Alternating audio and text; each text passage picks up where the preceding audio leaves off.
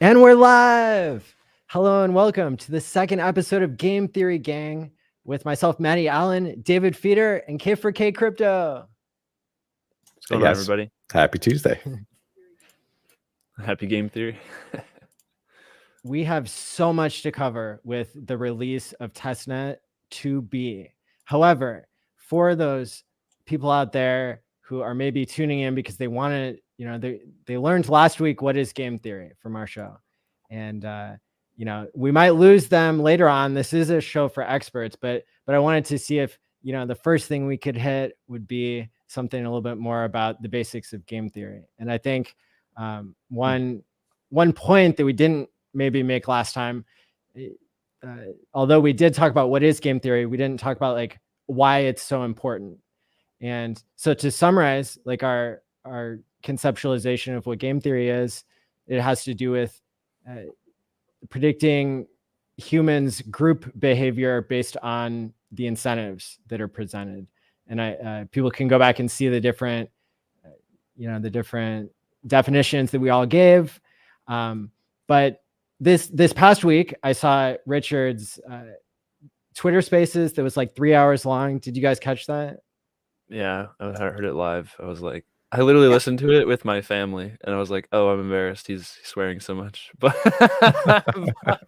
but like they like his information and stuff still, even though it's anyway. But yeah, really good information in there, new stuff.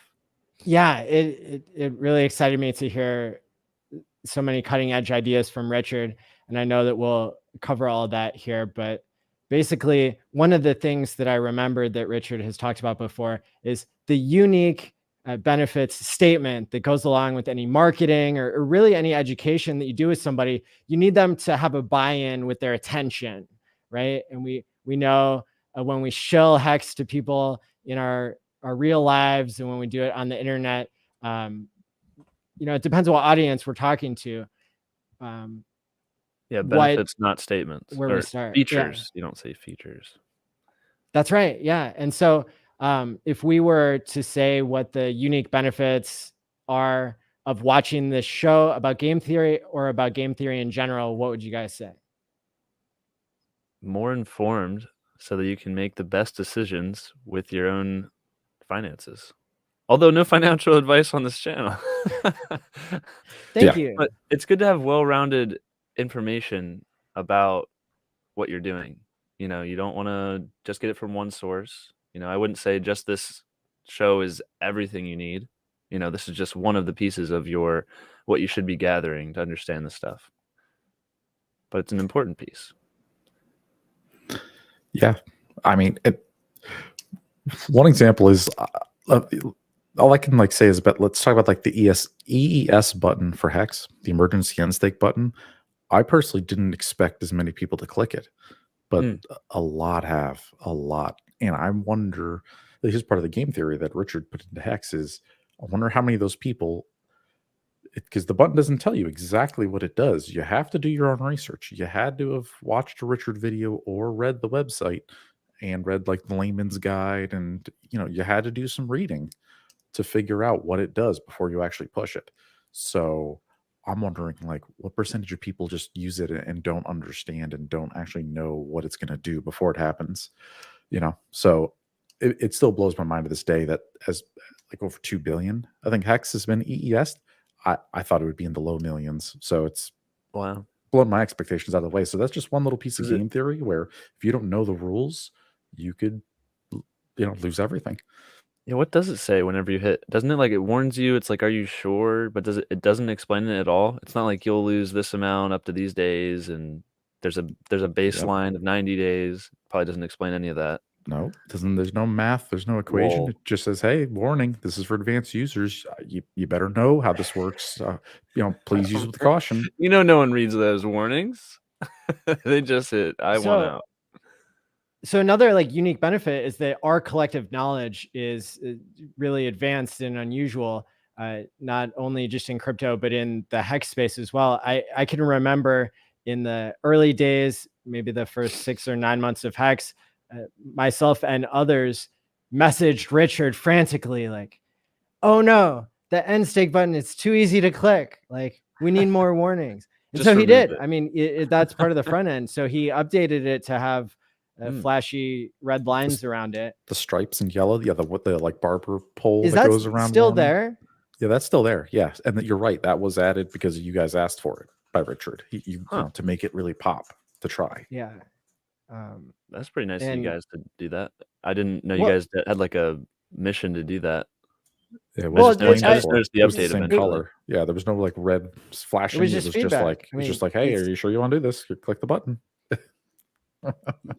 You know, most billionaires don't just read like thousands of messages per day from random people on the internet, for a lot of reasons. But Good point. You're right. we know one that does.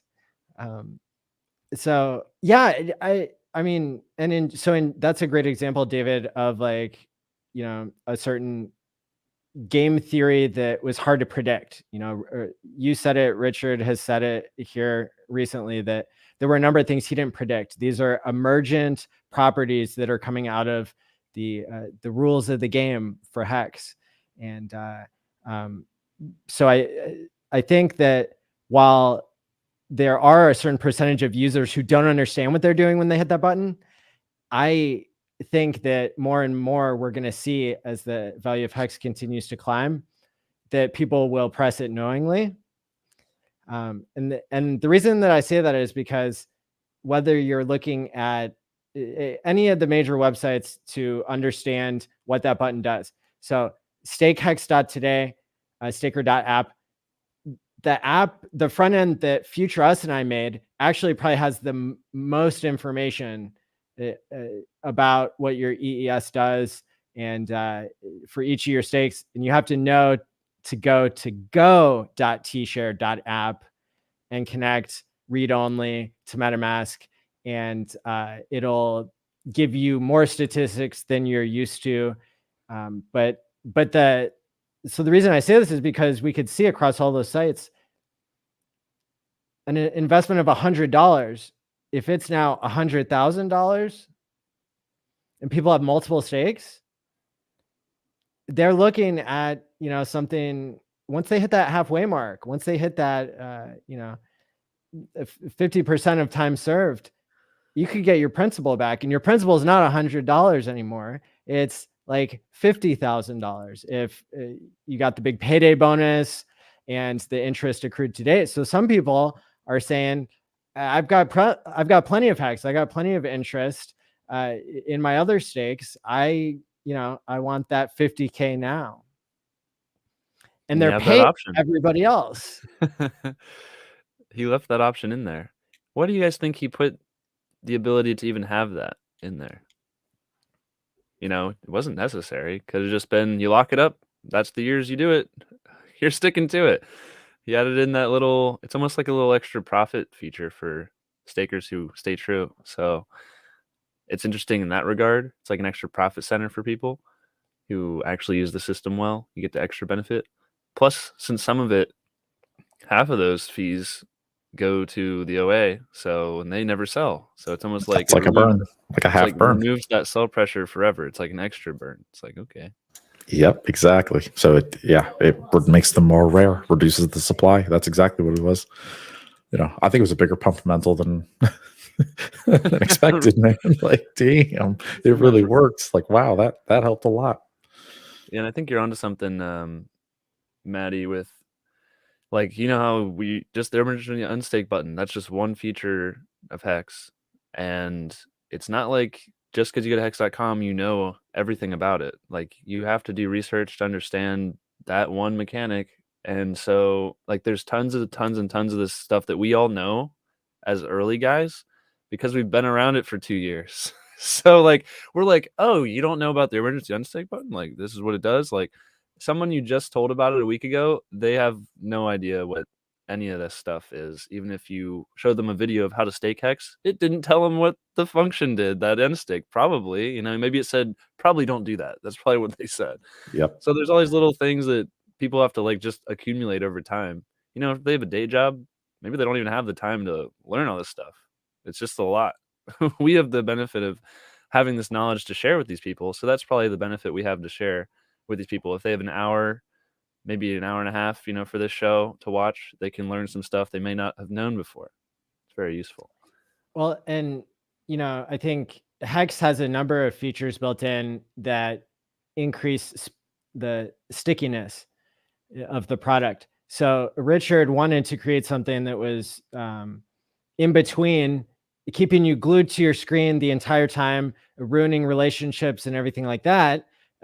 And somewhere in between that and the other end of the spectrum, which is you set it and forget it, and you never tell anybody, you never think about it, you forget about it, and someday you're super rich for doing nothing. And what an invention. Not exactly in the middle of those two extremes, but if you end your stake late, you get penalized more than 2 weeks late. That hurts people who haven't understood the rules of the game. The emergency end stake feature is something that somebody could get wrong because they haven't learned enough. They haven't spent enough time being stuck to the ecosystem and to understanding the thing. And I think over time we'll get better and better at educating people in an efficient way where they don't get information overload. But maybe not us three specifically because we're such experts in the space. Well, who knows? Maybe we'll crack the code on onboarding millions of people with our words. But certainly now we are continuing to educate the people who are already the most educated. And sometimes those two things can pull through. Word. Agree. Hey, what are you drinking, David? I saw it was pink. Can't just be drinking pink stuff without telling us. Yeah, no, it's just it's like like pink lemonade mix. Oh, okay. Water. Yeah. By the just, dip, just lemonade. I'm drinking these pistachios. I love pistachios. I also like pistachios.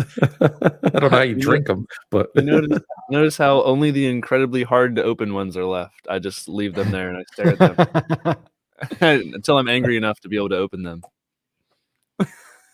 Freaking nuts. So good though.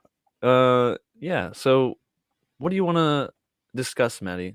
We're past game theory a little bit. Even though this is Game Theory Gang, we're gonna talk about V2B maybe. This is super important. It's the 2B. Let's hit it. All right. How about I want to hear Feeder's take on it. I haven't really heard what he has to say. I've talked about it for like hours of content on my YouTube channel, so I'm glad to hear somebody else talk about it, what their takes are. So what about you, Feeder? You got to try it out? Yeah, I've been loving it. It's so fast, man. It feels so good. Like it's so much better than Uniswap. Like talk about like Pulse X specifically, right? It's just amazing. It looks clean. It's quick. I mean, it's snappy. Dude, the gas prices are super low. Like it's awesome. Oh, yeah. I'm so bullish. This is so amazing, dude. Like this is just a glimpse of what's coming. This is just a taste. I'm so happy. It works wonderfully.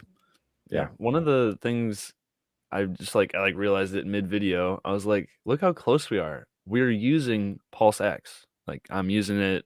People got their starting balances. Yeah. Which is something I guess we'll talk about it right now to quell anyone who's in the comments. Oh, my balance isn't right.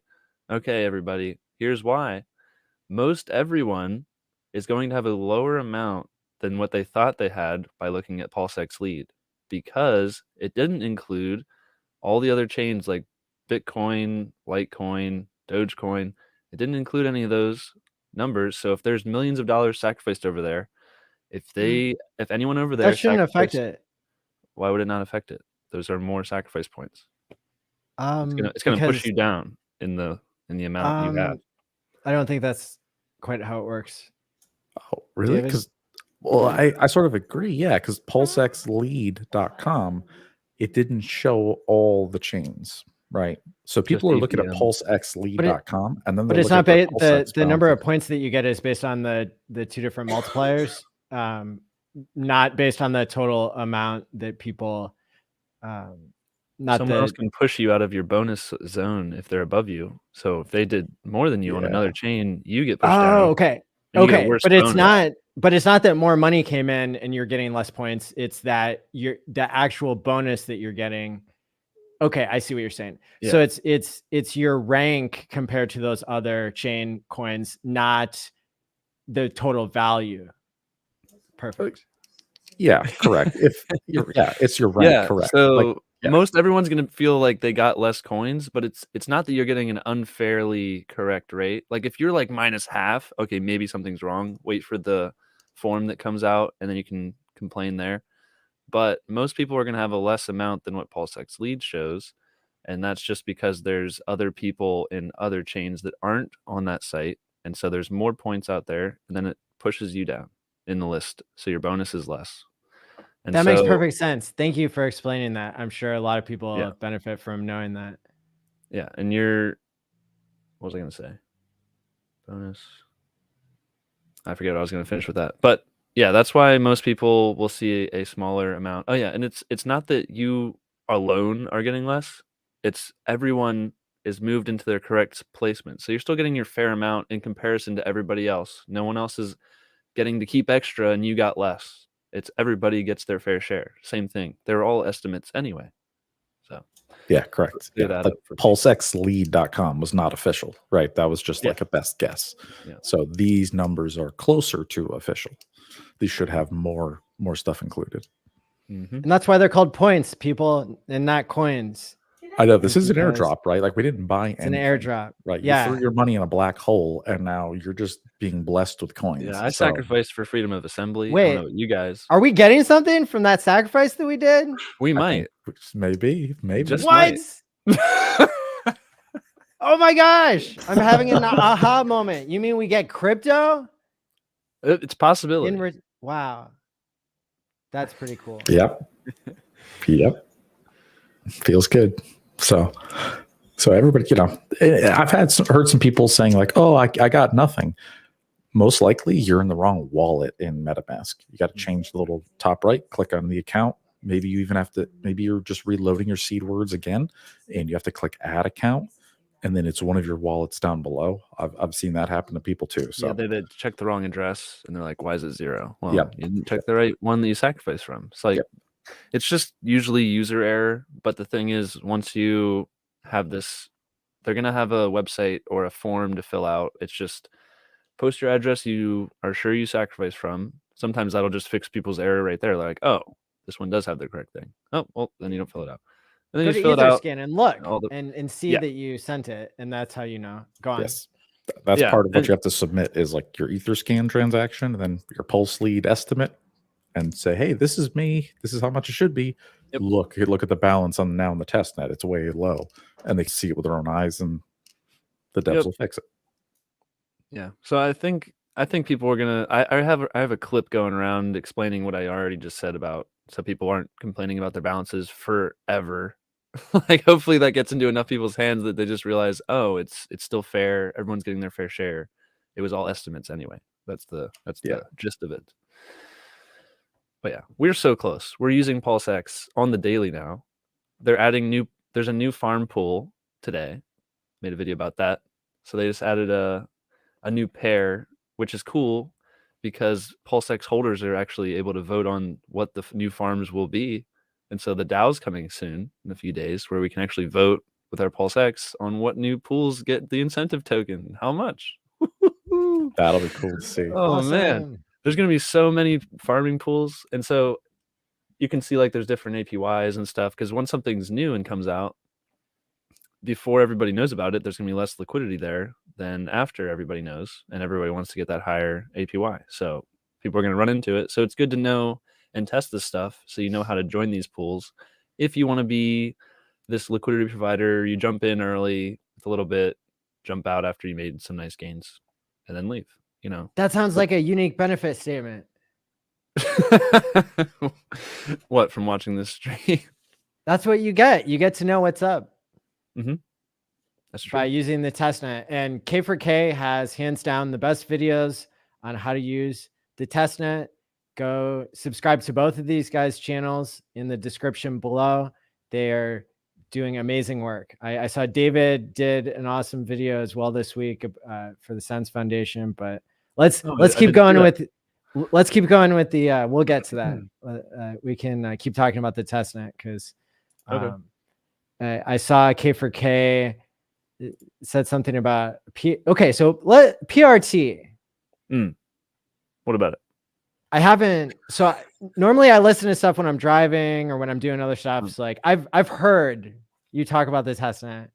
Does it actually say the word party there? Yeah, it's party token. That's the name of it. But it's just a dev confirmed it. I asked him and he was like, "Yeah, you got it." Because I was like, "Is this just a representation of a third party tokens?" Because they had told me before that's what PulseX staking was going to be for, but it wasn't public information yet, so I wasn't going to talk about it. Now it's out. That's what it is. It's just a representation. Like that could be any token that any project got voted in by PulseX holders that wants to give some of their supply to people who single side stake. That's just a representational token. So I don't think there's going to be a token called PRT come mainnet launch. Somebody's probably going to create it as like a joke, like, "Oh, this harkens back to the testnet." Ha ha ha. It would probably be a rug pull anyway. But the thing is, like, sure PulseX holders, they get to. I'm pretty sure they vote on the earnable pools that they choose. Like, they don't. A random token can't just put their stuff to be available there. I don't think it has to be voted in by PulseX holders. So we'll see. Is the OA gonna vote? I don't know. I hope they. Any PulseX holder could vote. Yeah, that's probably the case. That's how anybody can vote. As long as you got PulseX tokens, you should be able to vote on those. Yeah, I mean, you can guess who's going to vote, but I didn't see anybody, or the OA. They didn't tweet that they were going to or something. I heard the OA watches our channel sometimes. Did you? Oh, who told you? I thought PRT stood for Pulse Reward Token. You could think it's that if you want. Or it's a placeholder. Yeah. What Richard used to say whenever somebody was doing something, he'd be like, "Welcome to the party." People would be like, "Oh, I get Hex now. I'm gonna invest." He'd be like, "Welcome to the party." I thought it was pretty clever to name it PRT because it just means third party, which I thought was pretty clever. And the guy said that's what it was. So all right, that's pretty cool. Nice. And they definitely upped the APY on it, the emissions rate, because when I was first in it and staking my PLSX, I was getting like 0.00001 every. I think for a whole day I was staked, and that's all I got. Now I have like the same amount staked, and I've earned maybe a half of one. I only put in like 2,000 PulseX. It's like nothing.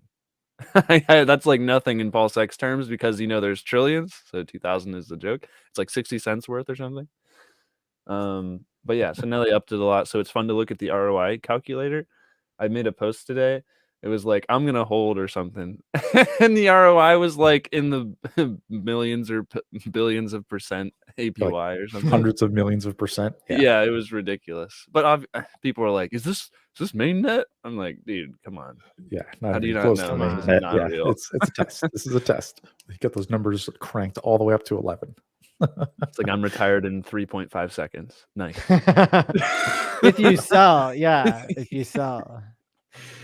Yeah, but it's important, I think, for people to check out the testnet. It's so easy, zero cost. Spend like an hour one of these nights. Make sure you know how to use these mechanics before mainnet when it costs you real pulse to do a transaction or to do a bridging of assets from Ethereum over. You can do all that on the testnet. I made a video on it. If you want to do that, it just shows you how to use the RinkB testnet, how to even get free test pulse there, so you can transfer that in, and then that's how you can practice wrapping Ethereum assets and bringing them to Pulse Chain. That's how you can use all of your Ethereum value, real Ethereum value that has USD value. You can bring it over and buy stuff with that value on Pulse Chain. Well, how are you going to do that? You got to learn how to use the bridge. If you don't learn how to use the bridge before launch, you're making a mistake. You got to do that. It's very important. Because the bridge is going to be good. Like, people are going to bring over their Ethereum Hex and their US dollar coins. That'll be a great pair to put up in too, is if you got Ethereum Hex and you got Pulse Hex, you can stick them both in as liquidity providers on Pulse Hex. And then even with impermanent loss, it's like, hey, at least you're ending up with Hex, right? Even I don't care if it's really E Hex or P Hex. If, one, I'll probably get one more than the other, but still. Yeah. I like having Hex, so it's a win-win, and you get the fees, and you get the LP tokens, and you can stake those tokens. Like, Oh, dude, it's like layers, bro. Oh, It's so fun to mess with it all because like the confirmations on stuff is like instant. It's like, oh, I'm gonna enable this contract. Hey, confirmed. Oh, I'm yeah. gonna trade for confirmed. Hover the mouse over it. It's confirmed. Yeah, dude, it's It so costs nice. nothing. Yeah. When it's 3-second confirming the thing blocks. I'm thinking about, that's how you know it's fast. It's so fast, dude. Yeah, it's crazy. I'm like linked in with the blockchain. I'm just like downloaded to my brain. It's good to see Crypto Heartbeat in the chat. He's an awesome guy, awesome content creator, awesome man. Oh, hey, Met him at the conference. He made his way up to me in the middle of like the conference just to shake my hand. I was so excited to meet him, and then we got to talk some after. He's a super awesome guy. Yeah, it's very cool to meet him. Definitely. Yeah, I just wanted to say real quick, the other night when the like chain froze basically. So what happened was a bunch of people registered to be validators, but they weren't actually running servers. They just like they paid the $500,000 Pulse deposit and they just said, yeah, register and click. And as soon as you do that, when you sign up, the smart contract goes and looks for your server. So like they weren't there. So they was just like, and then they were in there until they took enough slashes to be removed from the felony, basically. Well, the reason the chain like broke and stopped is because so many people registered without servers that it actually like fell over. The network froze. And then Shane, the head dev, had to spin up 30 validators in the cloud, and then he registered them all. Wow, okay. That's awesome. I didn't know that part of the story. Yeah, he had to, because like even Hodl Dog, he just got his registered like 2 hours ago on Twitter. Mine's still syncing. So we've been waiting 3 days. So like people who like beat us to the punch, it's like, how did you even beat us to the punch? Our servers aren't even sunk up yet. Like it's almost impossible. So thankfully though, Shane did it though, because he's got a copy in Amazon, so he can just like he can clone it quicker than we can here. So interesting. Okay. Yeah, but we're good now. We're cool, and then more good validators are joining like every hour. Hopefully everybody learned their lesson. Don't sign up to be a validator if you don't have a server. Yeah, man, for real. Yeah, please don't. I think. Yeah, I hope. Well, can't speak on that yet, but I'm sure that they're going to make more improvements. This is like, oh, we found out it's possible. People can just sign up to be validator without a validator. Like, okay, let's find a way to make this less likely to happen in the future for mainnet. Or at least if it does happen, maybe it fails over quicker, removing those people from rotation, get to the good validators faster. Maybe we'll just do that. Yeah, and it shouldn't have fallen over, because those guys should have just gotten slashed, and it should have just skipped them. So yeah, I hope a lesson was learned from this. I hope so. That's what the testnet's for. If it was perfect, we'd be at mainnet. So we're very close, but we got to try this stuff out. You want to make sure this stuff's working great. We want to launch, version 3 of the testnet, and then it's just like, hey guys, it's working great. All right, see you next week at mainnet. That's what I'm hoping for. That'd be super sweet. Yeah, try to break it now. I mean, the bridge thing, that's the first thing I tried today. I had some time, and I was like, that's the first thing. The first thing I was doing, super important to know, was taking some Pulse or PulseX and wrapping it and trying to put it on Ethereum. Oh yeah, you can do that, but like, why would you do that? Because you're sending it to the more expensive chain. Yeah, because I want to see how that works. Because like that's the thing that we didn't know would be possible. Like I personally helped like talk for hours to like different devs, at least a couple, to like understand how it would even be possible to bridge value between two different chains in a way that was superior to other stuff. And I've been so busy with the conference, I'm not up to speed on like all the technical details of what the solutions were. But people saw at the Online Hex conference, Dev Ruth did a bridge presentation. This is someone who reviewed over 100, I think it was 110 different bridge protocols from all across crypto. It's 110 to see like which ones had admin keys and like how they all worked. It made this like giant matrix spreadsheet thing. It's just like, it's so awesome to be in a community of people who are just that smart and that motivated, and are just in our doing community? this. for the common good. You saying the guy who made that video of the 110 is in our community? This is somebody who like was like new to the community, who's just like, here, this is how I can help out. So if you go Nice. back and listen to the Dev Ruth, like, you know, Okay. a couple, 2-3 times they've been on the channel, it's pretty cool. Is Dev Ruth, is that the girl developer? Isn't there some girl developer that's on the team? Yeah, or and something? well, yeah, and it was day 3 of the January Hex conference, right after my talk. Yeah. Oh, I missed that. Okay. Yeah, it was pre-recorded. It was only part of it was played, and then Maddie, you posted a video of the whole 1-hour bridge talk separately on YouTube, if I'm not mistaken. Yeah, it's only 3 months ago, but it feels like forever, right? it does. That's pretty cool. Did we end up going with like the best one that they thought was the best? Do you know? It's a good which question. one? I'm not even sure which flavor is official. I have no idea what the bridge is. I Yeah, have to neither do do I. the research, but good question. I mean, I saw that it was saying fast. send, which was kind of my take on how you do a bridge. Is you're like you're sending it. I mean, we could get into that once I brush up on the details and everything, but the point is, I think the chain wasn't done syncing or something. I think.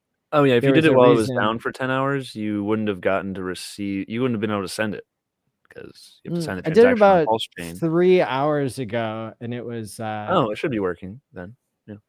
I posted on Twitter. It didn't actually get to the point where it showed the wrapped pulse on ETH, but it was very close. So Okay.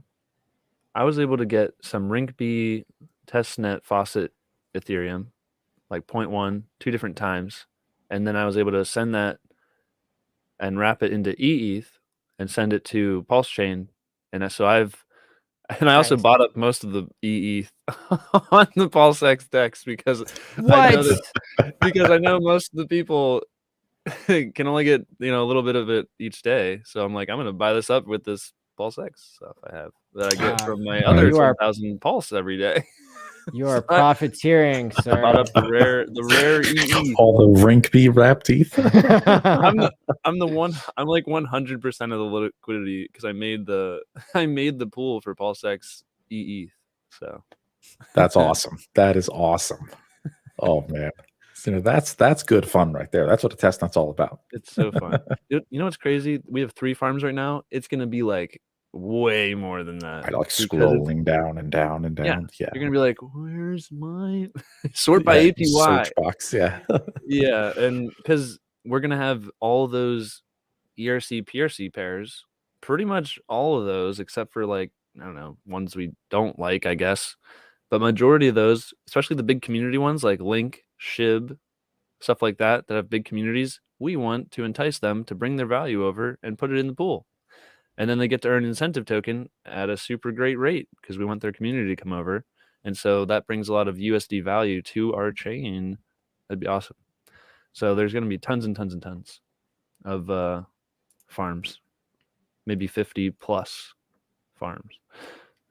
Pretty sweet. Now, I heard a unique benefit statement on your channel, K4K, that I could make hundreds or thousands or tens or hundreds of thousands of dollars using liquidity farming. So I would like I would like to choose the $100,000 option and have you explain it to me again how to get that.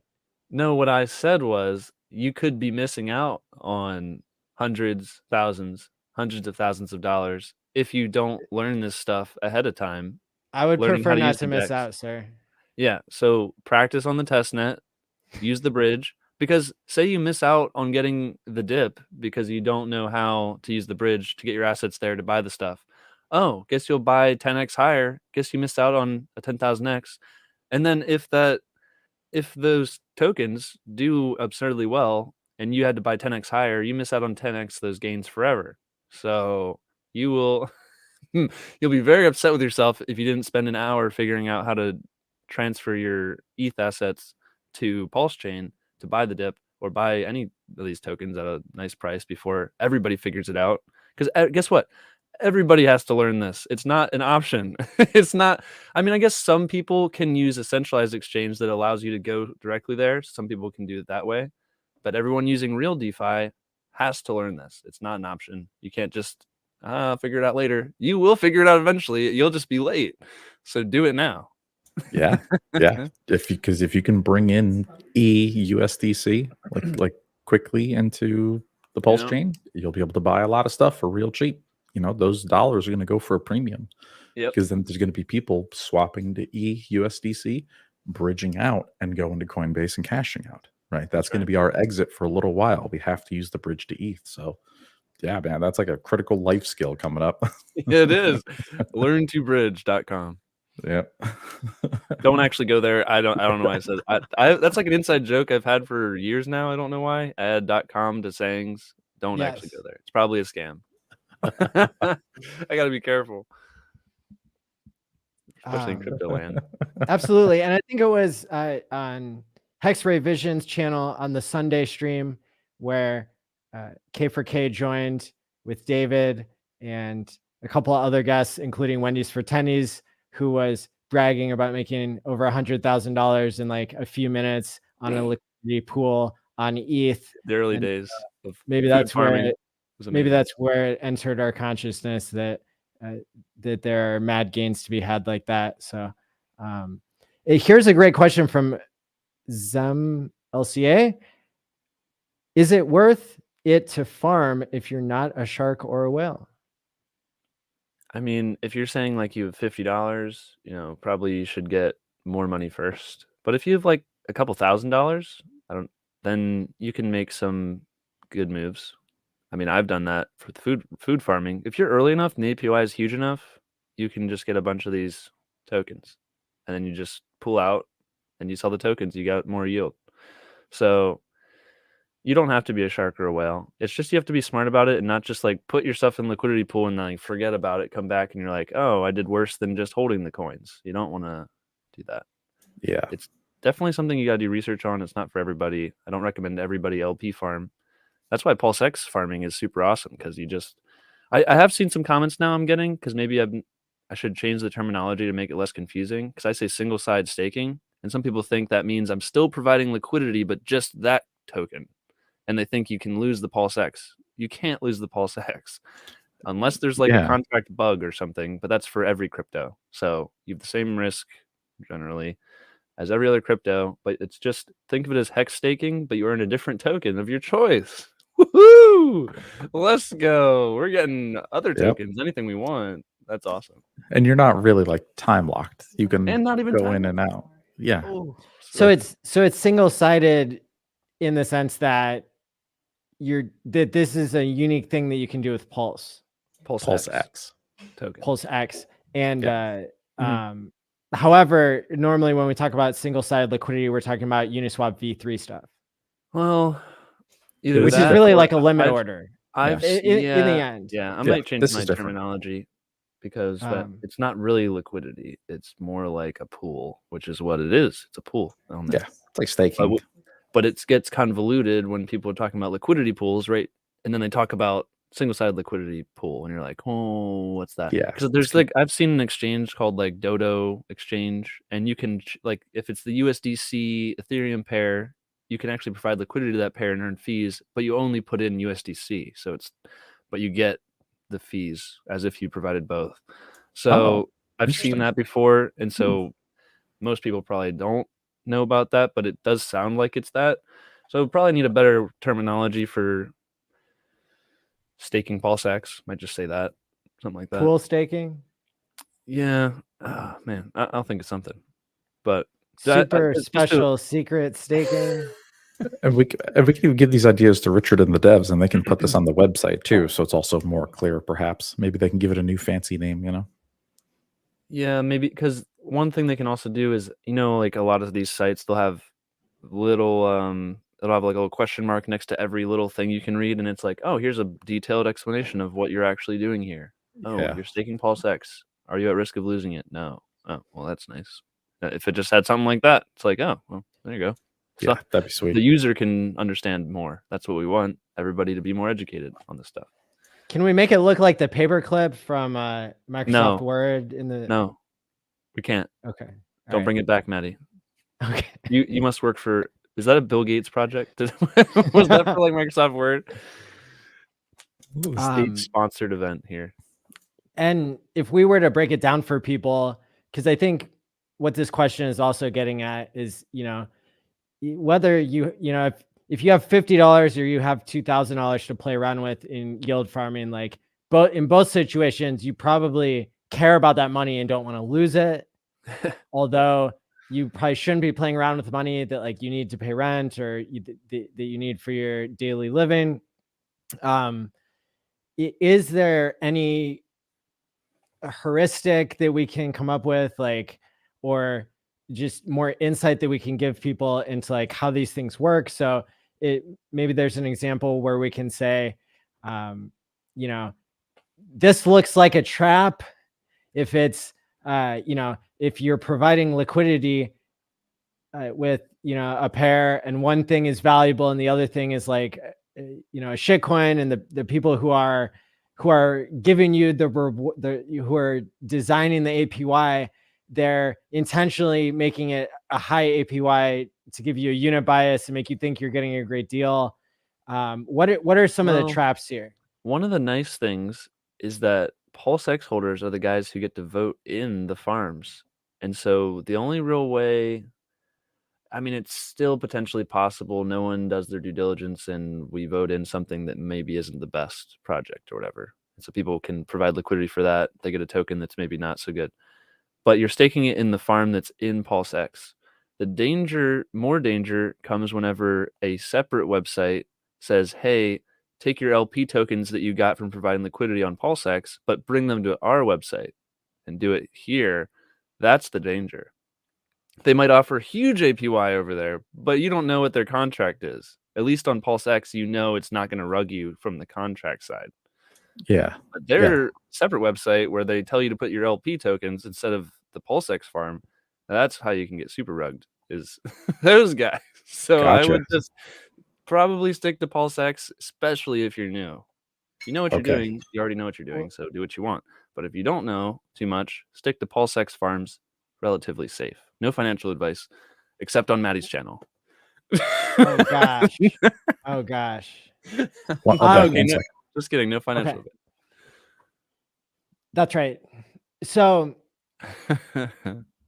what about the impermanent loss rugging that occurs on these things? Because we didn't have a whole summer of DeFi back in the day, so that everybody could get rich and sing Kumbaya for the rest of their lives. We know that a lot of people lost a lot of money in the summer of DeFi if they weren't got in and out dealing with hacks back then. So that's, people who respect a good vampire attack are, going to know that there were a lot of sushi rugs and, sushi chefs running away with money and that sort of thing. It was all the contracts copying that Chef Nomi contract. They just called it something else, pretending they were going to be a new DEX doing the same thing Sushi Shop was going to do.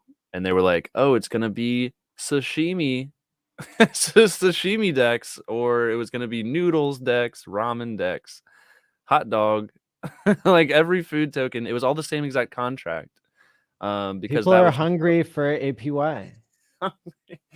Yeah, I'm glad aren't you guys so glad that we're branded not as some stupid food coin? Aren't you glad that we're not that terrible brand that you're embarrassed to tell your family about? Oh yeah, I'm in my pancake syrup pool, mom and dad. Like, are you kidding?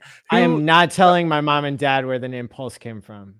Oh, well, we don't talk about that on this channel. But... All right, good.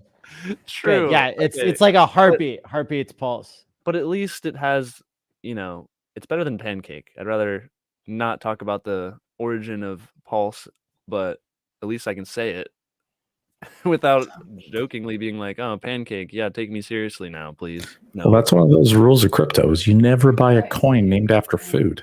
It's not going to end well for you, I promise. I mean, I did make a lot of money on those food coins, but I was full-time doing it, and it was still risky, and I was in tokens that rugged after I got out, and that was all chance. They could have rugged earlier, and I lost a lot because I wasn't using all of my money, but I was using decent amount. It would have been sad to lose. And you get out and you find out the next, like literally next day. Sometimes it's hours later. You're like, why is the price of 0? Oh, I'm glad I got out. Dude, That shouldn't happen on Pulse X, like for the farms at least, because those will be voted in ones, in my opinion. It's almost like a Interesting. pre-vetting Yeah, for they're good vetted. stuff. So, I mean, it's not guarantees, but it's probably better than a random pair that just popped up with a token that's not in a farm list because it hasn't been voted on by Pulse X holders. Yep. Well, and you know, I'm glad we're on the topic because I would like to announce the new token that I'm making, Shish Kebab Inu coin. Oh man! It Wow. combines the whole world of food coins and I'm hungry for Dogecoins APY together. now. That's right. I'm vegan. I'm gonna pass on that one. Thank you. Yes. Shish kebab, you know. Shish kebab inu. Food coins and Is it made animal of, like, coins merged together. There you Inu go. meat? Is that what the shish kebab's made of? It is. Oh, We're Now trying you to just appeal laughed, to the like, you didn't Chinese say no. market. Oh my gosh. Wow.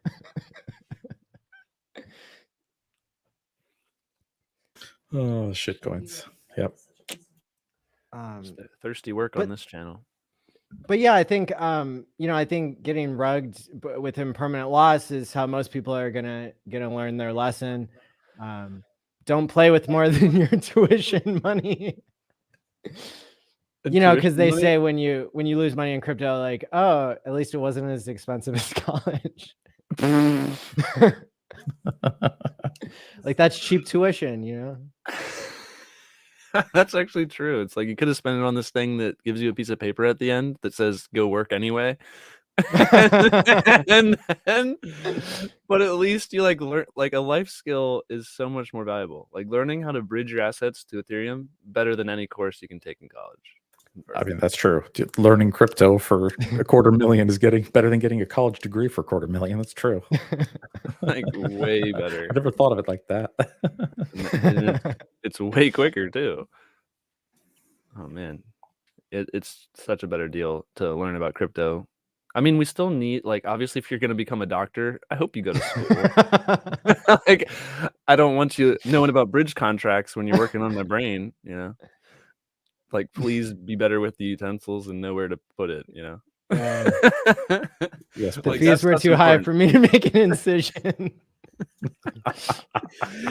He retires mid-operation from crypto. He's like, I'm done. Sorry, buddy. Get a different doctor.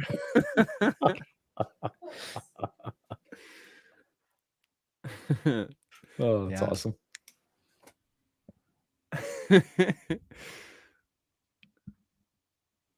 Oh yeah, dude, I've been keeping up with the ever since Maddie said the Omega 369 thing. I've been I was only using one pill before. I didn't realize it wasn't the daily dose.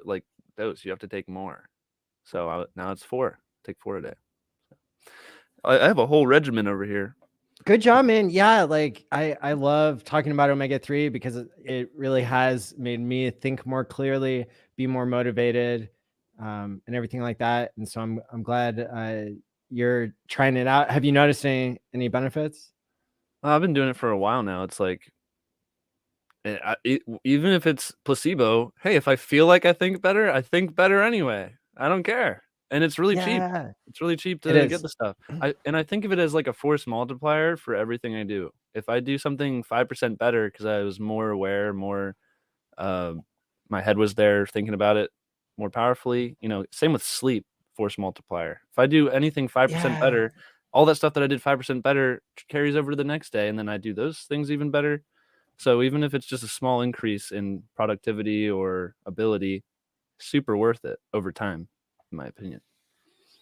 I've been like published in some sleep journals back from my academic days, and I have a really, really cool life hack for sleep for people who are like hardcore, like K4K or myself or David. Hardcore sleeper? No, I mean, if you are addicted to force multipliers and mad gains in your life, and you want that to apply to your physical and mental health, then you will get. You aren't just sharing that information, Maddie? I see how it is. One of these Philips, it's a Philips deep sleep headband, and what it does, I used to study brainwaves in a laboratory that was focused on quitting tobacco smoking. I studied brainwaves for 7 years, presented research all around the world, had dinner with the guy who invented the nicotine patch, and really learned a lot on the cutting edge of brainwave technology acquisition and analysis. And but that's what this technology is using. It uses 2 electrodes, one dry and one gel electrode, to measure what stage of sleep you're in. And by that, it can wait until you're in the correct stage of sleep to play sound waves that allow information to transfer more expediently from your prefrontal cortex to your hippocampus, which is where your memories are formed.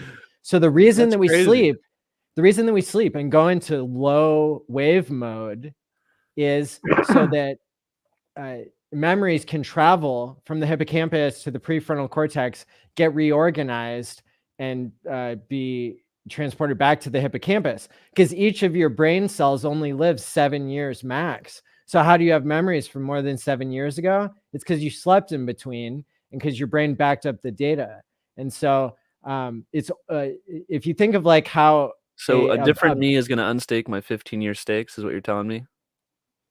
A much healthier, better rested version of you different brain doesn't cells get Alzheimer's. It doesn't get Alzheimer's. The reason people get Alzheimer's, wow. maybe there's decent science behind this, and it's not definitive yet, but the reason people get Alzheimer's is because as you age, you get less deep sleep, and so your brain isn't able to transmit the memories before the cell dies. So the backup doesn't get completed. The way that waves work, it can be explained by understanding that if somebody's driving through your neighborhood with a good sound system in their car, and they have a lot of bass turned up, the bass sounds are slow waves, and they travel through walls because slow waves are so slow that they can go in between the molecules, some of them. Whereas high frequency waves, they bounce off any solid objects instead of going through them. And this so is such interesting stuff. Yeah, this is why Yeah. we know that during deep sleep is when memories are transferring, because they have to transfer from opposite sides of your brain. And that's the ideal time to do it, is not when you're having all these thoughts that are high frequency waves that those memory waves can't ride on top of as easily. And so that's why our brains are laid out how they are, and why we sleep. When I wear my deep sleep headband, I mean, I notice a difference in the morning. First thing when I wake up. Does it have a ninja symbol in the middle? That's sold separately. You got to pay. Like Naruto headband. I think I got a picture of it. Here, hold on. Don't tell me it's shocking your brain every night. There's no way that's good, right? I mean, I like all the science behind it, but always do your own research. If I start sleeping better, maybe it is. Oh no, it's like my green screen. Yeah, you gotta get it real close. I gotta turn off the green screen. Ooh, we get to see the background. Skeletons in his closet. That's right. Yeah. Spoiler alert, it's just a green screen. Hey, good lighting though. Boosts quality of sleep. Made by your favorite screwdriver company. I think I've talked about this before on my channel, and somebody messaged me, somebody smart that I know and respect. It's how much would you pay to not get Alzheimer's? Wow. At least 3 easy payments of $99.99. So I buy these. Wait, I bought one. I bought one for every member of my family, and it's like I'd say $100. So I can buy them brand new for $400 from Philips, or on eBay, somebody's used it once, they didn't get it, for like $200. So, yeah, it's okay. And somebody messaged you're sleeping real good now with that on. Oh yeah. Oh, like when you wake up, if you turned it on or not, because that's how much of a difference it makes. It's like it's one of these noticeable things that I'm definitely gonna look into that. You know, It's That's pretty it's cool. really cool. And somebody messaged me just a few days ago and said that the patent had expired. So maybe I should go into production. Hey, yeah, we could rebrand it with like whatever you want. Hex stuff. This is the first time I'm speaking of it. So Huh. That's cool. I didn't even know that existed. That's really fascinating, actually. It is. I want to sleep better, if possible. Because like K4K was saying, it's a force multiplier. When you have the electricity in your brain is not leaking out because you got enough omega-3, and your prefrontal cortex is adequately myelinated, and then you've got, you're getting better sleep. I mean, the other thing about this is when I sleep for 6 hours, it feels like I slept for 8 hours when I was on a good sleep rhythm. So like sometimes when you sleep for longer, it doesn't feel good. Like you wake up and you're like still tired. Yeah. This, you have an extra hour or two in every day, like for every day that you're going to live. Like it's an easy sell. That pays for itself. Yeah. Fast. Yeah. I was going to say $400 does not sound expensive when you put it like that. If you get it, it's almost like getting an extra hour to sleep every day. Like, holy crap. Wow. And what's your time? That's cool. Yeah. Your time is it's priceless, everything. right? That's why I'm going to wait for you to create one. I want super electrodes. I want like 10 electrodes on mine. If you can custom make it, super brain. Super brain weight. Strap in. That's not necessary, but we can make it look more advanced. We can make it look more futuristic for you. And we'll advertise Hex and PulseX on it, obviously. Only people who watch you sleep will see the logo, though. Gotta add some flair, Yeah. Gotta pay extra for that.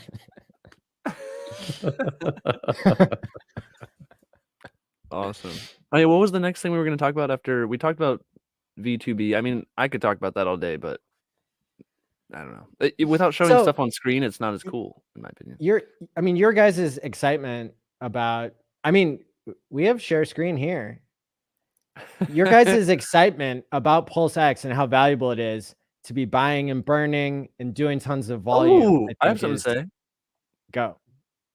I actually saw the transaction of the buy and burn occurring.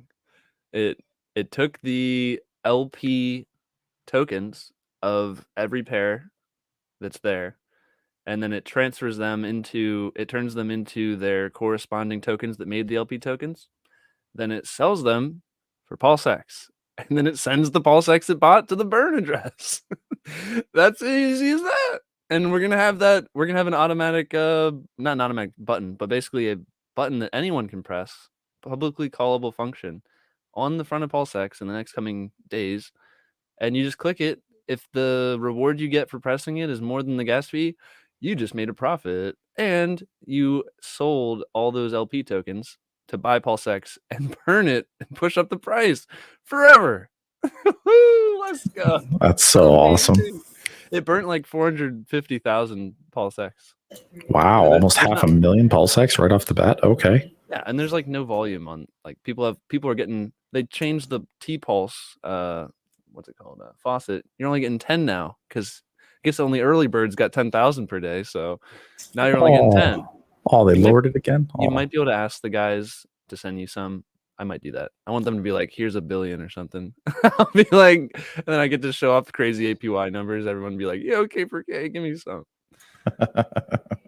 But yeah, I got to see that contract go off. It seemed to work without a hitch. I'm super bullish on that mechanic. That's great news. Wow, that's so awesome. And it does send it to the actual burn address. It's not burned by sending it to like the OA or something. So that's what in your video it went to like 00000, like null address, like gone forever. That's right. Oh, dude, that's always awesome. Buyer, never seller. You can't get a better participant than that. It's the platform. It just buys itself up. What is that? Oh man, that's gonna sells be awesome. Everybody else's coins down. Buys PulseX. Oh my gosh, how do you beat that coin that just gets bought by every other token having trading? Okay, good luck. I don't know. I'm gonna take that coin and stake it and lock it up and hold on to it. On top of that, On top of that, earn some more tokens that you can sell for more Pulse X. Hilarious. It's like oh man, Richard's gonna break crypto with this one, boys. Yeah, this is good. It's too crazy. It's too good. It is. Pulse is gonna do great too, because everybody thinks Pulse is gonna do great, so it will. It'll be it's like Ethereum. It'll take it'll be cheap for a long time. And even the I think the validators and the delegators are not going to make much. Validators probably going to be upside down for maybe a year or two. Yeah. Like all this hardware. So it's not a good investment. Being a validator, like you don't want to do it, right?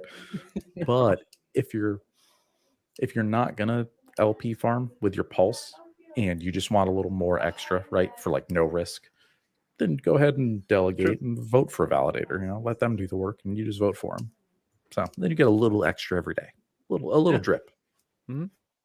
Pretty much enough to do all your transactions forever. So almost like free gas. Yeah, actually, I never even thought about it like that. Yeah, you're just getting like just enough for free gas for life if you play it right and just how nice is that? The best chain ever invented. Oh my god, so excited, dude. Yeah, me too. This is gonna be absolutely wild. Oh man, Maddie's not excited. Just ghosted us. He's around out of power. You must think we're trolls because that's what you do to trolls. You ghost them.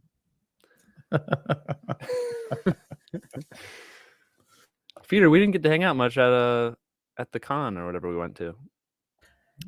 Yeah, just a little bit, right? Me and you got to hang out. Yeah. But like you were always talking to people. I was always talking to people. It was a great time. It's probably one of the best times of my life, not gonna lie. When you're just around everybody everyone's having a great time and you're all excited about the same stuff. I just never have been a part of something like that with so many people. Like it's almost like being like your small group of friends turned into a huge group of friends. Like you have like your close-knit group you started with that you're used to, like, oh, these people are great. Nobody else is like them. And then now, oh, you enter a conference room. Oh, just 600 people that are as awesome as the small group. Okay. It doesn't get better than that. Dude, it's wild. More people every year. Yep. There's that many hexagons in one place and everybody, knows everybody, and you're seeing your favorite YouTube stars there and you get to talk to everybody. Like that was amazing. Absolutely amazing. Mm-hmm. I remember like the first time I met a person in real life who also liked crypto. Oh, we stayed up all night talking. Yep. I don't have enough people to talk about crypto in real life, and so making these crypto YouTube videos was like one of the best decisions I ever made. I was like, oh, I get to learn more because I get feedback if I'm wrong, and if I'm right, I help people. Okay, seems like a good deal. And then you get to talk with people all day and night about the most favorite thing I have in my life. So it's like this is the best path for me. Got my purpose right here. Super awesome. Absolutely. Monica. I was thinking like, so have we ever seen any chains that had a bunch of users and had cheap transactions? Like what's the Binance best Smart example Chain? of that? Binance? Oh yeah. And do they have got a billions of burn? dollars of volume on their decks? So we might be able to get to that level. Which is, if we have multiple billions of dollars of oh my gosh, multiple billions of dollars of volume on our decks, that's over $1 million of buy pressure on Pulse X per day. Woo-hoo. That's crazy. Wow. It'd be one for $2 billion of volume a day. That'd be 1.4 million buy pressure that just burns it after. Extra. Just add it. That's if no one else bought. Dang. That's cool. That's really cool. That. But yeah, Binance Smart Chain would probably be that, or AVAX. Because Binance Smart Chain wouldn't have too much wash trading, right? Like it shouldn't, because there is a gas fee per transaction. Yeah, they have. I think about like $2 million a day in fees. Okay, because if you go to, I don't even want to say the name, a price checker website, and then then you sort by volume, and then you like look at Bitcoin. It's like, oh, $10 billion of Bitcoin was traded today. like 95% of that's wash Yeah, on trading those on centralized Coinbase. exchanges, Yeah, it's all they can have accounts that pay no fees, it's fake volume. and they Yeah, just it's all go in fake between the volume. bid-ask spread. Ooh, wow, amazing! And they do that so that they rank higher on these coin ranking sites. So, Yep, but on exactly. DEXs, you have to pay that fee to the miner or So I feel like validator. if So you it's more likely to be real because there's a cost. okay, all right, yeah, because if you added up Uniswap V3, What? Uniswap V2, and This guy then bought it for $81. Now, is that the deep sleep headband or the Sorry to snoring interrupt you headband? on your explanation feeder, but that guy, he's paying like 18% over here. it's like a That- nickel for a good night's You sleep. have to make sure you get the brainwave one and not the one that helps with snoring, unless you snore. How does a headband help with snoring? Unless it holds your mouth something. That's Maybe you wear it like this around your keep So your mouth ironic shut. you say that. My old lady's trying to send me to go to this like sleep study place because I've been snoring a lot. So hopefully there's a headband that makes you sleep better and cure snoring. Saline, doing the neti pod and running saline through your nose will help with your snoring, likely. Oh, okay. Like before I go to bed. Okay, I would try that. Yeah. Thank you. I was just listening to SJ read Sci-Vive. I think she changed her name. It's like a wild SJ now, and she's reading Sci-Vive.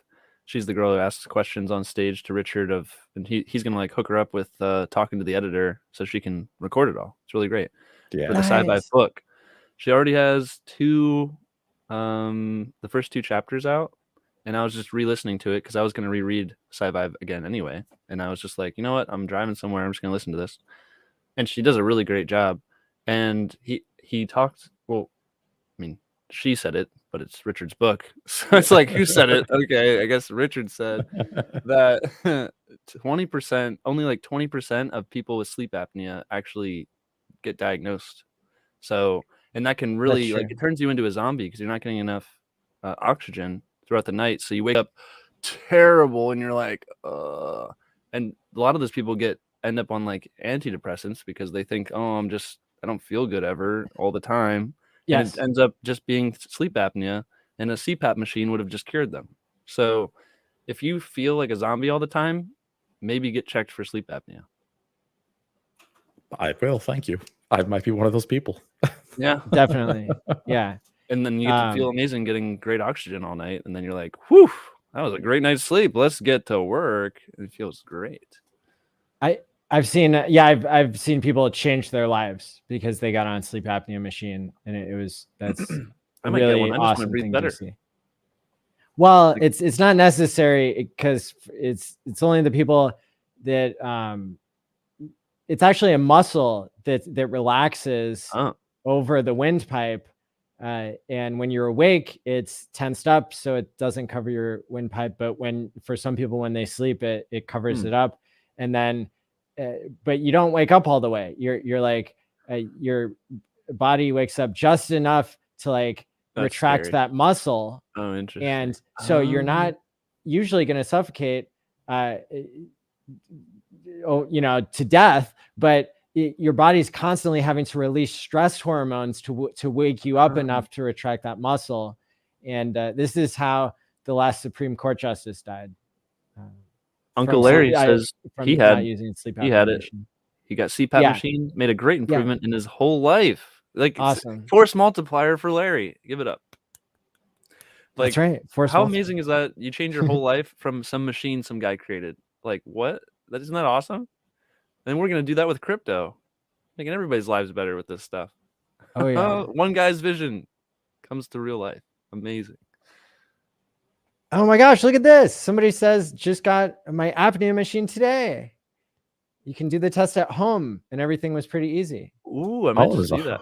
Home test, yeah. Because do an home test. I thought you had to go to a place and like sleep there, and yeah, it seems like a hassle. Yeah, but now we do it at home. That's cool. I'm gonna add it to the list of things to do, and also get that brainwave. I'm just gonna wear 2 of those brainwave ones. That's my life hack. Double the impulses. Double down. So, hey, if one's good, 2's better. Pretty sure that's not how this works. All right. Yeah. Sleep.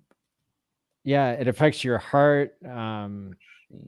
Recently had a stroke and heart failure due to a heart condition. Yeah, over the years, all the stress hormones that wake you up enough to not suffocate in your sleep end up wearing out your heart. Whoa. Well, see, even more reason to catch it earlier. Help your heart last you longer. It was a deep sleep headband. They talked somebody down from $175 to $81. That's well how you done. know they're in crypto when they're talking you down. We want good deals in crypto. We're like, oh, barter. Someone is doing an audiobook read of Sci-Vive. Let me find the link here.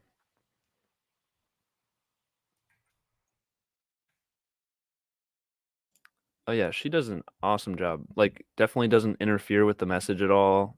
It's good. It's high volume. You're not like, what's she saying? like you can hear it, and it's just good intonation, good speed. It's not like Speed Reader's Digest. Here you go. All right, we're gonna do this. No, it's like, here's the good information at a good speed that a normal human can understand. Very good. That's awesome. It's a pleasant. Here's the link in the description: youtube.com/SJReadsSci-Vive. Yeah, recommend that for sure. Give her a sub too. She's doing more stuff in the crypto space and in the Hex ecosystem as well. So she was at the conference. That's dedication right there. For sure. Yeah. What's the next thing on the menu? Or we? I'm going to the Bitcoin conference, I think, in Miami. Oh yeah, you gonna buy some Bitcoin there? No. He's just like, buy Bitcoin there? What? He's watching. Nobody's going there to buy Bitcoin. They're going there to spend Bitcoin. What it was used for? Price go down technology. Price go down technology. We invented it so the miners could dump it continually every day. Yeah, and so it could be the dumb pipes for everything else. For Hex, it's the dumb pipes for Hex. It's Bitcoin. To be fair, I learned a lot of technical things that ended up leading me to Hex because of certain Bitcoiners. I want to go pay my respects and see how much I can shill. Dr.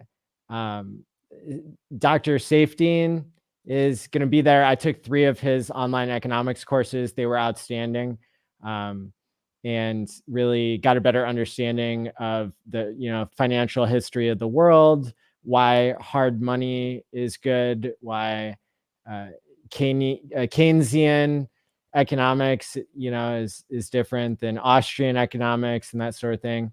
And so he does these expensive steak dinners, and actually Richard hates this, always calls him this. You're talking about tone the week. No, Safdien is, he has this eat meat campaign because basically because what, carnivore diet? He's like showing it or something. Yeah, he thinks it's related. He thinks it's related to hard money. Anyway, the guy has taught me. How? The guy. Yeah, what? You want to know how? All right, How is eating meat tied to hard money? Yeah, what the fuck? All right, guys. Fine. You painted me into a corner. I'll slow down and explain it. Okay. He makes an argument. He's got a new book, but he wrote the Bitcoin Standard, which is a seminal work, along with Mastering Bitcoin from Andreas. Andreas covers the technical side of things, Safdien covers the economic side of things, and it's okay if he's wrong about proof of work. It's okay if he's wrong about Bitcoin. It's okay, it's okay. But I actually like his message about hard money and this idea that just printing money ad infinitum it's a bad incentive to have in the world. It's bad game theory. It's a bug, but it's being passed as a feature. I said that. I was like, if you did say that, the legacy system is basically the Federal Reserve is the crypto where there's an inflation bug every year and they can't fix it. Why would you pick that coin? That's probably why it was on my mind. You have no vote. Because I heard no right to change anything about the code. You can't change it. And also, you don't know what the inflation is going to be each year, the inflation bug. You're like, oh, it's 10%. Oh, it's 5%. Oh, you can't change it. You also can't vote to change the rules. Oh, and they can turn your address off anytime. That's the worst crypto. It If you is think the about it worst. like it's a crypto, it's the worst one. It's like the worst shitcoin ever of all the shitcoins. And then you're like, why would anybody vote for that? And then Yeah. you're like, oh, nobody would.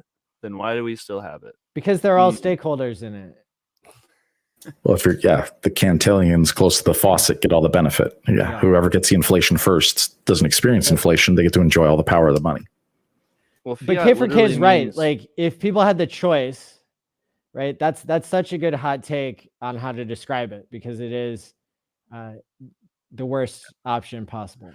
Well, fiat literally means by decree, which also means because I said so, under veiled threat of force from the government. So that's what fiat is. If you want to be under that, stick with that horrible coin, and we'll be over here in real own your own money land where everything's amazing. So you guys can keep losing value every year with no voting rights, no power, and we'll be in crypto. But why don't you just join us? Just join.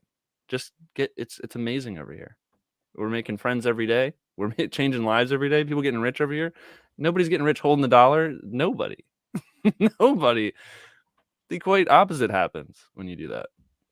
Yeah. Well, the central bankers would disagree with you on that last. Oh yeah, if you're getting inflation, then you're like, this is the best. This is the best. Oh boy, I get to just make more money, and I can call it inflation instead of counterfeit. Nice. Yeah. All of you central bankers who are watching right now, don't let the like and subscribe button hit you on the way out. They're basically the admin keys. Central bankers are admins in the admin key world. That's right. But you guys were like shocked at this this relationship, and I guess, you know, without reviewing all 200 pages that lead up to this like point, the bottom line is that meat is scarce because you can't print it. Because you can't print it. Exactly. Oh, well, there you go. True. And so governments are incentivized to subsidize farming to the greatest extent possible to keep food prices down so they can print more. Because remember, technology makes things cheaper. Oh yeah, it's a deflationary. So the reason why prices under normal circumstances stay the same for so long, right? It's amazing that when we give central bankers the ability to print to infinity, that's not the first button they hit is print to infinity, right? But it's a slow theft over time. Yeah, it's a slow con. But that's the only way it would work. Because if they were like, technology's paying for it too, you'd fix it right away, right? You have to because technology is making everything cheaper. The exponential curve to make things cheaper meets the exponential curve to print more money, and prices stay about the same. Yep. If you're in the US. Now, if you're elsewhere, we export our inflation by being the world reserve currency, and that's really evil. But yeah, it's horrible. But at the end of the day, the farming subsidies and everything and interfering with the free market, it leads farmers to not be as long-term thinking. And so safety and like, you know, like goes through the facts and the history of like, you know, there are all these greenhouse gases that are caused from cows, but at the end of the day, like that's where humans are supposed to get their nutrition from. And, you know, we can see that governments are like launching anti-meat campaigns because they can grow plants out of nothing using their fiat dollars. And so like the whole food supply is being shifted from like what used to be, what kind of meat do you want, to now it's like, well, all we've got are soybeans and high fructose corn syrup and other forms of sugar. So it's like all food now is like a derivative of sugar instead of a derivative of meat. And it's because people can't afford meat anymore. And if they could, then there'd be more scarcity to it. So anyway, so Safedine, he like apparently does this thing every year where he has like an overpriced steak dinner with his students and followers and stuff. So I bought a ticket to, to go to the steak dinner with Safety. And Awesome. if I get the chance, I'm going to shake his hand. I'm going to say, thanks for teaching me about crypto. I'm going to say, last time I had last time I spent $200 on a steak, it turned into $1 million. Dude, yes, you have to say that. That's amazing. Are you serious? You have to say. How did you come up with that, Maddie? Were you wearing your headband? You can't make this stuff up. Idea came to you. I mean, I've known about the steak dinner for years, but it's just now that it's occurring to me that it's time to go spread the truth of Hex. But yeah, to that's the perfect liner after a steak dinner with that guy. Like, you don't get better than that. That was it's perfect. probably gonna be a pretty good dinner too. Please don't mess it up. Please tell me you follow through with that. Well, I'm gonna. I've got to come with because we all know what it's like to be online. Like, you guys haven't done any giveaways, so you haven't experienced like the utmost hate of the universe like rain down upon you with your. Ooh, I can't wait to with trolls on the internet. But I think I'm gonna hand Safety a couple of the Satori Bitcoin, the physical Bitcoin poker chips that I used to import from Japan.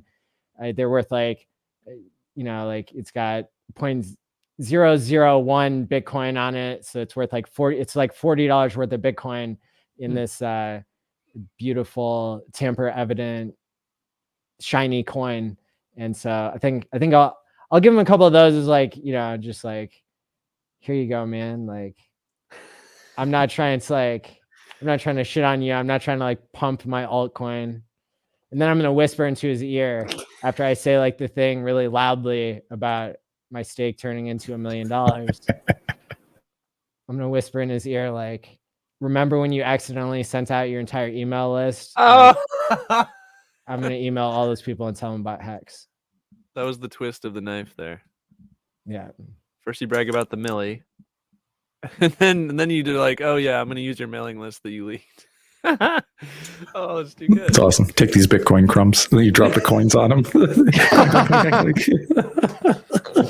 I don't need this anymore. This is awesome. Dust to me. Wow. I like that. That's pretty cool. Man, I wish I was going to the Bitcoin convention to go troll those guys. Man, that sounds like fun.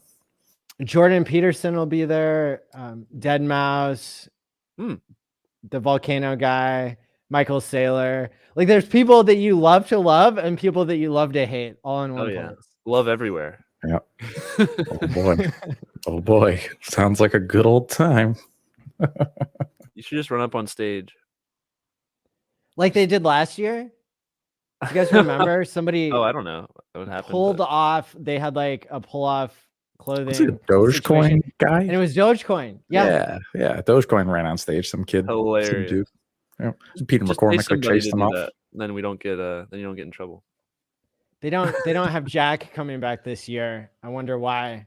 It's like last year, somebody ran up to him and was like, "Why don't you allow free speech on Twitter?" And he was like, and then man. Canceled. Some of the Bitcoin celebrities were like pushing this woman away. It was so cringe. Last year, the Bitcoin conference was maximum cringe. It's always cringe. Yeah, it was toxic, bro. I've had to unsubscribe to Max Kaiser and all those guys. Like, I blocked all of those dudes, man. All the Bitcoin maxis. They're always so angry. Why they're are they gone, so man. angry? They're like, if you're winning, why would you be angry? Yeah, they're not winning. They haven't been winning in a long time, man. They haven't been winning. No upgrades in like 4 or 5 years. What are you guys doing over there? Coins down since Richard called it a year ago now. Yeah, they're screwed. Only 3x the all-time high. What's that? It's terrible. Well, how long did it take them? It took them multiple years to do that. It's almost 2 or 3 years. Yeah, we've had Hex born since then. I went from broke to millionaire like since then. Like, the world has changed so much since then. Like, what do they just say lightning over and over like it's going to change things. Lightning can be used for anything, not just Bitcoin. So why would it's like when it comes out, who cares? Okay, you can now Bitcoin's not as useless, maybe. Like, you have to build something for it to be excited about Bitcoin because it's not exciting now. Well, and was it Richard that made the point about how much KYC they do. Well, yeah, So like, there's no on-chain exchange. You can't go to stablecoin. You cannot get any privacy with Bitcoin. It's trash. I tried to get a Lightning wallet today, Oh. and they wanted All your information? my birthday. Wow. That's not Just- crypto. You Yeah. must be using not crypto, Maddie.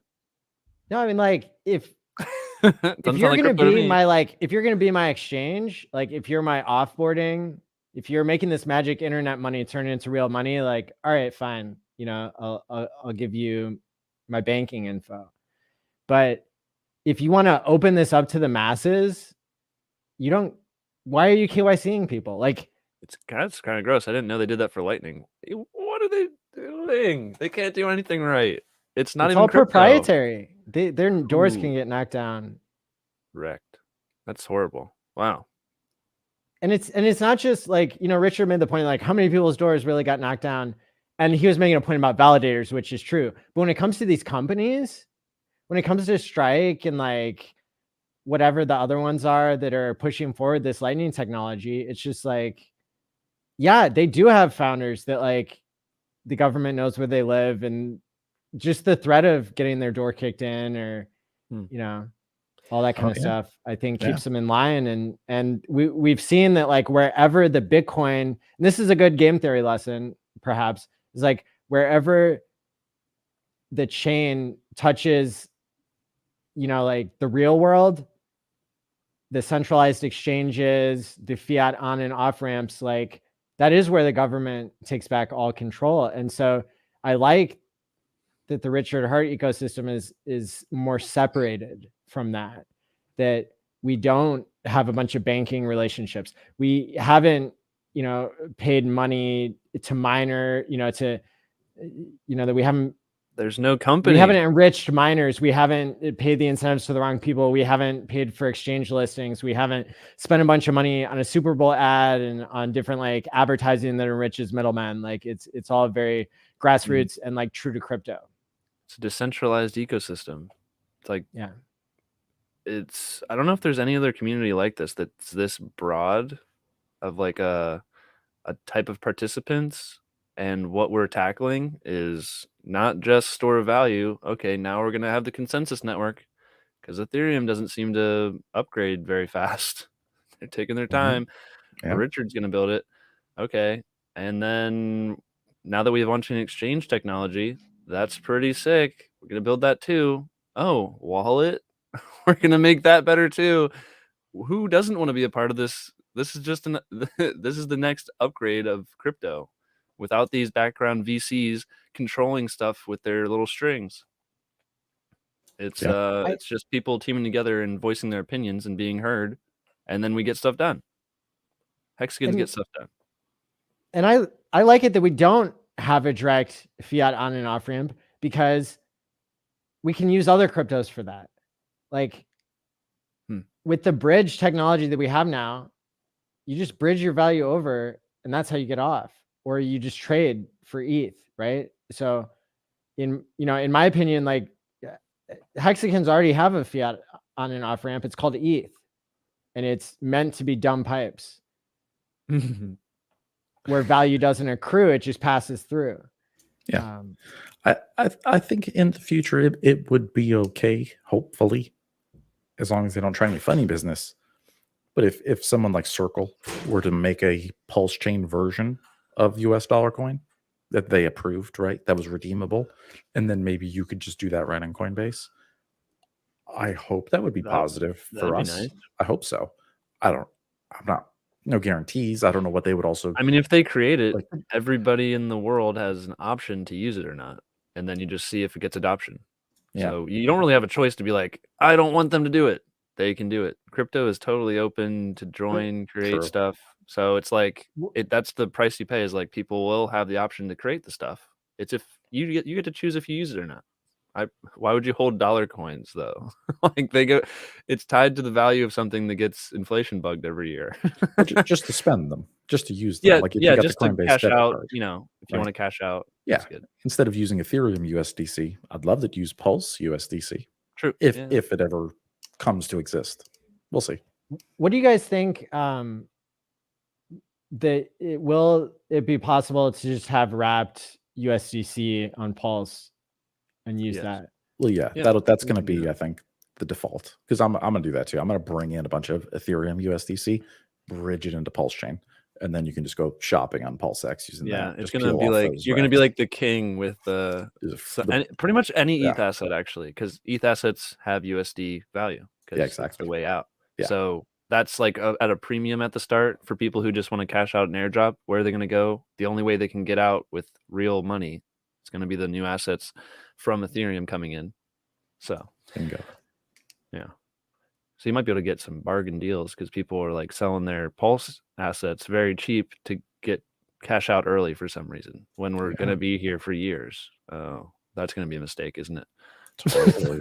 Yeah, man. People will be selling hundreds of millions of Pulse for maybe a couple $1,000 if Yeah. USDC. Oh Like, my gosh, sure, I'll dude. take your millions of Pulse for a couple grand. Okay, thanks, buddy. Okay, like Oh, all day. man. Yeah. Yeah, that's I'm gonna so happen. happy I sacrificed just to have your allocation and not worry about it just like running away from you. You're like, I'm good. I'm already holding some stuff. Got good rates.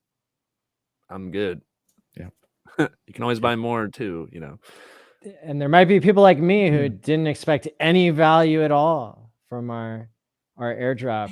Yeah, you didn't And expect that's anything, why right? that's why they're providing a discount. Although I don't think I'll be selling mine. Yeah. So you'd be happy if everyone else got coins but not you. No, everybody else gets coins, but some of the people, I'm just being facetious, really. I know. But yeah, I think like, yeah, this is the nature of price discovery. And I think that there will be wild volatility, especially because this is a vampire attack and people are going to come in. And the real question is, how quickly is somebody who hates Richard Hart projects going to learn the lesson that this is a valuable network that is, creates something of value for them, which is a usable decentralized world computer. What Ethereum tried to be, what ETH 2.0 aspires to be, is what Pulse Chain is today. Mhm. Well, soon. 4 more Someday weeks. Soon. Yes. Very soon. You can try it out on testnet. It's freaking working all the time. It's working great. It's so worth it to learn using the testnet because it's gonna give you good practice for mainnet. A lot of I get a lot of questions about like, how do I bridge? How do I liquidity farm? Watch some videos on YouTube. I've got some. Feeder's got some. I think you showed people how to do it, right? Feeder? Or you showed them the website or something? I just took down my other videos the other day because of that debacle with the contract address. And I have good news about that though. Because I did a video showing people how to connect, and then I was just going off of a guy on Twitter that I found. He was like, before any official announcement, it was Richard hadn't said anything. This was totally, from Twitter. And if you go to the Pulse Chain Testnet block explorer and you click on tokens in the top right, and then all tokens, you'll see that there's a PulseX contract that's actually number 4, and it has a lot of coins minted because it's sorted by how many coins are minted. It's actually the old version 2 Pulse contract. So it's not a hack. There's no risk. There's nothing wrong with it. Yeah. It was the old version. And that's why when you put it in, people were seeing more coins up than their balances. People were actually complaining and saying, "Oh, that one has more." Yeah, they're like, "Can we use that contract?" Yeah, the new one that Richard posted like, that was dude. actually the version 2B, the correct one. That had less for everybody. So, but it's okay. Thankfully, it worked out. But I removed those videos I don't want anybody to be confused. Yeah, and otherwise you get all this like misinformation out there. People are like, "Oh, watch this video. It said this and this one." So. Oh, I got tons of hate for it. Oh yeah, people were like, "Well, you trying to get us hacked?" People are scared. They're like, "You're trying to get us hacked?" Oh man. Yeah, man. Yeah, I got a lot of hate for that. Wait for Rich. Yeah, I wait for Richard because like if Richard said it and then I repeat it and Richard was wrong, then it's like I get to let go. But that's super rare because Richard doesn't make mistakes very often. So no, Richard's 99.99% of the time always right, man. Just do what he says, you'll be fine. That's why I'm here. I just listen to Richard. That's all I do. Turn a $200 stake into $1 million. That's Matty ALLin. That's right. I love your name, Maddie. The ALLin. It's so perfect. It's such a Thank cool you. crypto name. It's my real middle name. It's Oh. ALLin. Is it spelled like that, or you kind of changed it a little bit? I took my creative liberty to spell it how nobody else on the internet was spelling it. I think it's like super cool brand, super awesome. Thank you. So ALLin, it's all about crypto. Because like in crypto, you almost can't help but be all in because it goes up so much. Like if you put 10% of your portfolio in, and then it 10x's, well, guess what? Your other stuff didn't 10x, and now it's 99% of your portfolio. And so, would you rather get Bro, that happened to my net 10x worth. your whole portfolio, and then get 10x the gains, since it's going to happen anyway, unless you continually sell your gains down? You might as well just get the extra 10x gains. Yeah. It's gonna happen. I mean, that's just not financial advice. Yeah. Never. That's my net worth. You know? You put in a couple grand, and then before you know it, your crypto portfolio is all your net worth, 99%. Because your other stuff didn't go up as much. Yeah, it's like I have a mortgage, and I have like a credit card and student loans, so I'm actually positive now instead of negative. Yay! You're gonna be all in eventually. It's just, did you get the extra 10x gains by putting in more than 10%? So Maddie is all in, so he got that extra 10x. I learned different marketing from Richard, from his videos that he's posted publicly back in the day. I would recommend to anybody to go check those out. And so it's true, you can go to maddieall.in, which is an Indian domain that I own. It takes you to all my links. maddieall.in. Nice. All of his links. That's awesome. Right. Gotta have a good URL, you know. If it's simply your name, then it saves a lot of space. Do we have anything else to talk here? I don't feel like we have to drag it to 2 hours every time if we don't have stuff to talk about. The killer, like, grand finale thing that we have this week is just to update about the Ascens Foundation. Oh, I do want to hear that. Right. Is that coming out right now? You're saying? Yeah, that's right. Ooh, stay tuned then, everybody. Don't leave. Yeah, go ahead. I have no idea any information about this, but I'm excited to hear how that went with Aubrey. Yeah, well, David and I volunteered to attend a couple of meetings, Zoom meetings, where we, answer questions and got to stay up to date on what's happening. And what I can tell you is that on this show is where you'll be able to continue to get updates as the story progresses. We have exclusive. No, I don't know if they're exclusive, but I'm continuing to donate my time to this cause, and I would love people's feedback, and because I think it's so important that we make sure that the corrupt Sens board, that they don't get away with their two plans that they're doing. One is to hold up the $27 million and not have it be under Aubrey's control.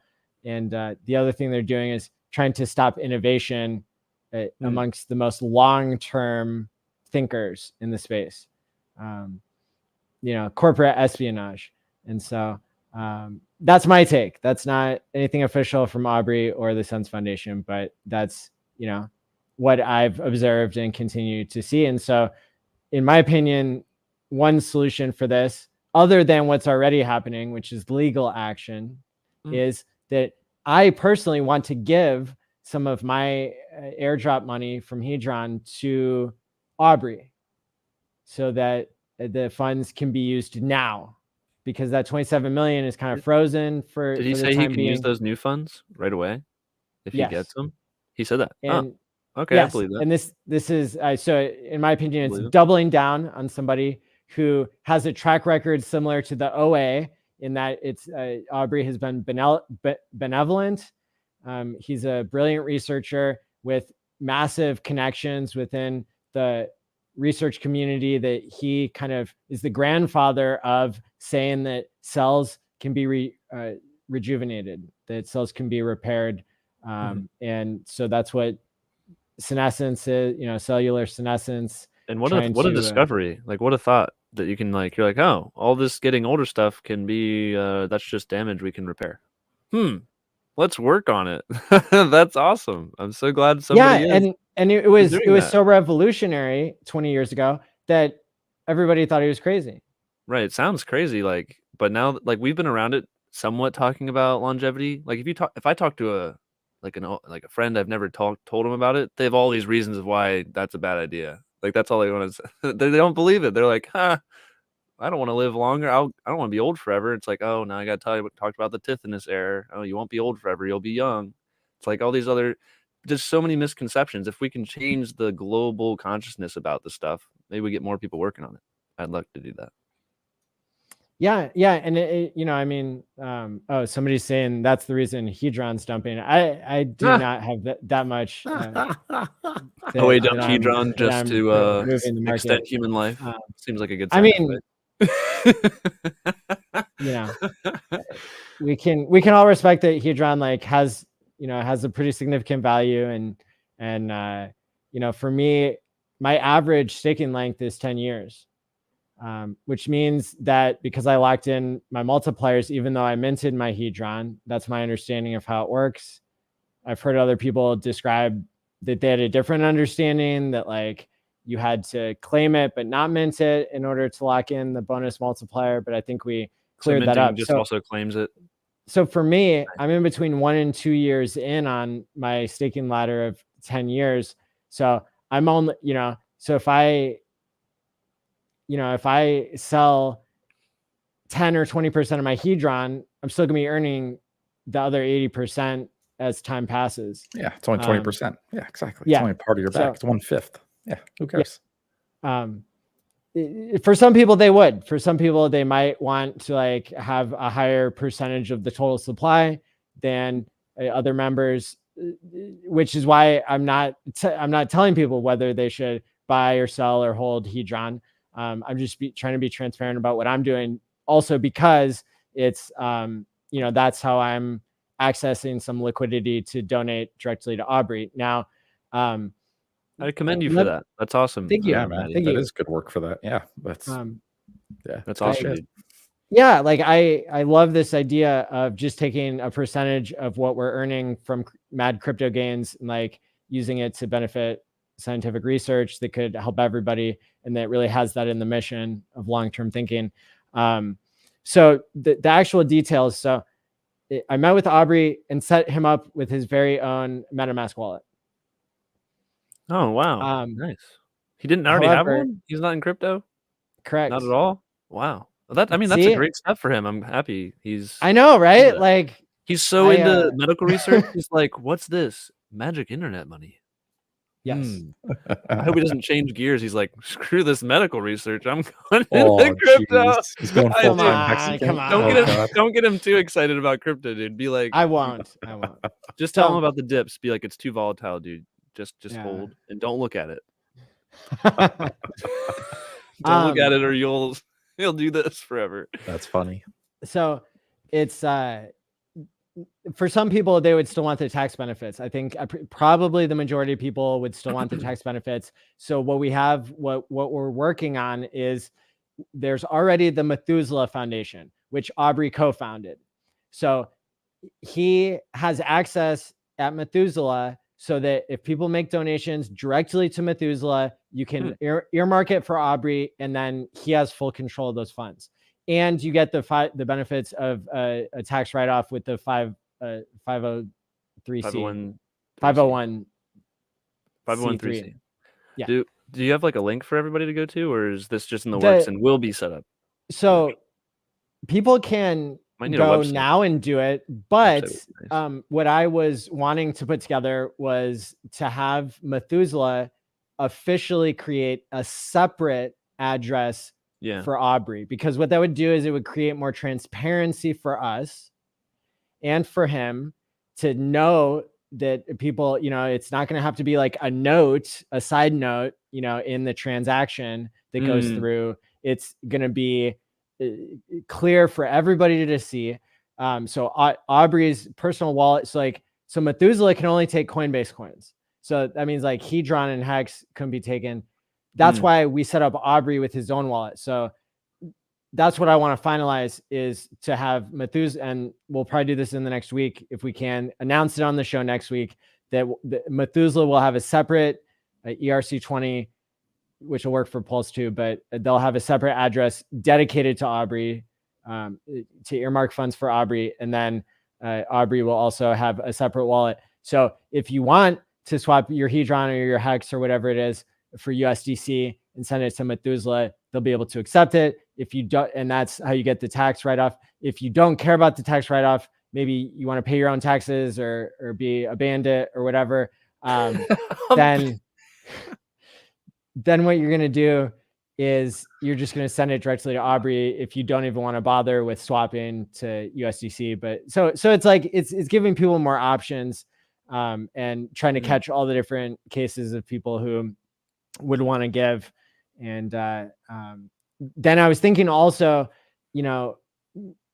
I made some NFTs once upon a time, Hex badges, and gave them to people, whether they wanted to pay $20 for them. A bunch of the other ones I gave away for free, but it was basically not for profit, because I wanted to play around with it, see how it worked. People got their Quattro Cinco badge, and it's like hexbadges.io or something. Yeah, I still got mine, man. Hell yeah. Awesome. I see how it is, Maddie. I didn't get anything for free. It's OG, man. Yeah, shoot. You had to be at the first conference. Yeah, like I 2 didn't years make ago. videos. I think they're still for back sale. then. They are. I think they're still out there. There's like Yep, 10,000. But I had programmed some of them so that you couldn't even resell them.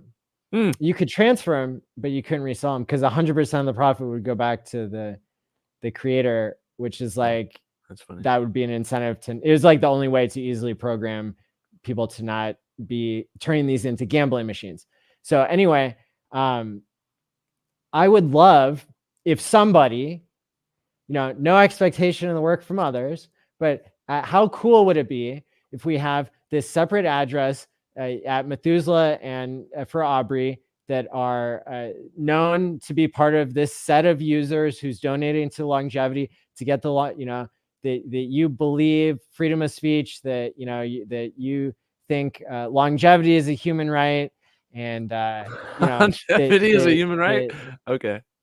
That you want you want Aubrey to be in control of these funds and to spend them now to move things forward, and to not lose years of research because of legal things with Sense Foundation. I mean, this would be sending a really strong message to the board that they're being cut out of all this stuff. And so, yeah, so if somebody created NFTs and airdropped them to the people as thank yous and badges of honor that are not meant to become gambling machines, but are meant to just be something you could show off. You could install a separate version of MetaMask on your phone, perhaps, and show it off to people, because they have a new way to show off NFTs on there. So you could, of course, not risk your crypto. But anyway, and who knows, maybe there would be a super fancy, lapel pin that would also be sent to those people who wanted their address to be sent to. And that way people could experience, not just the digital thank you, but something that would make the experience more physical and concrete to really, I think it's so cool that people are willing to donate. So I'm going to donate $5,000. Hexalina, one of our most famous Hexicans on Twitter, who's is that Steak Hex 5555? Yes. Girl? Okay. Yes. Hexalina pulse a lot. Yeah, That's she like ends her full every name. sentence with lols and Lols. something like that. It's always lols or something. Wow. It's hilarious. And she stands up for people when they're getting bullied on Twitter, and really cares a lot, is a super active and helpful member of the community. A special thanks. Yeah. And she to made her. me a thumbnail one time for free. So that was cool. Me too, twice. I love And it. she stood up for me too the other day when I was getting hated on. So yeah, she's awesome. Nice. Yeah. So we will. Oh yeah. So she pledged $2,500, even though she's a squid. Wow. That's awesome.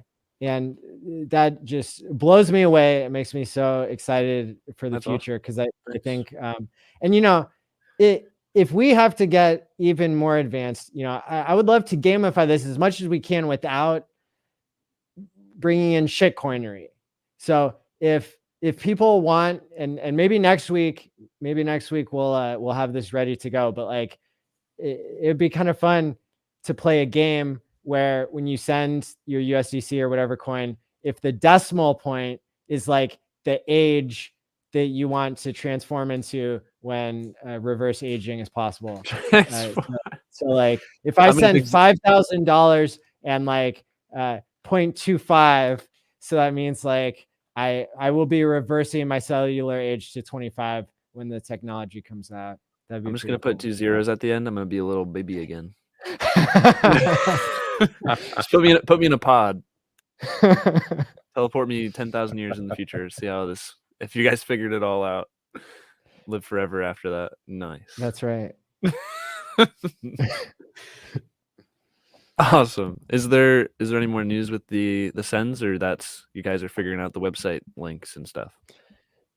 Yeah, like getting Methuselah up to speed, and a lot of this stuff we've just come up with in the past week. So just getting a like good enough wording and like agreement again. Like I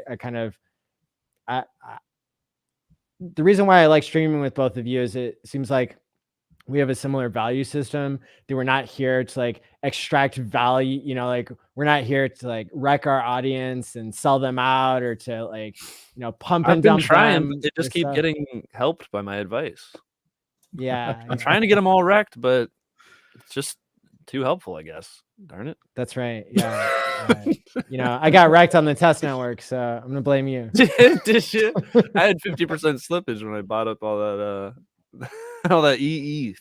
It's kind of fun to say. That's right. All right. Well, I think that's everything. Can wrap up. Yeah, I think we're all set. Awesome. I love the discussion today. Me too. And now I'm gonna get super big brained with my like 5 headbands. I'm gonna get a neck brace. I'm getting it all, dude. So many pulses. Yeah, I absolutely. am gonna look into it.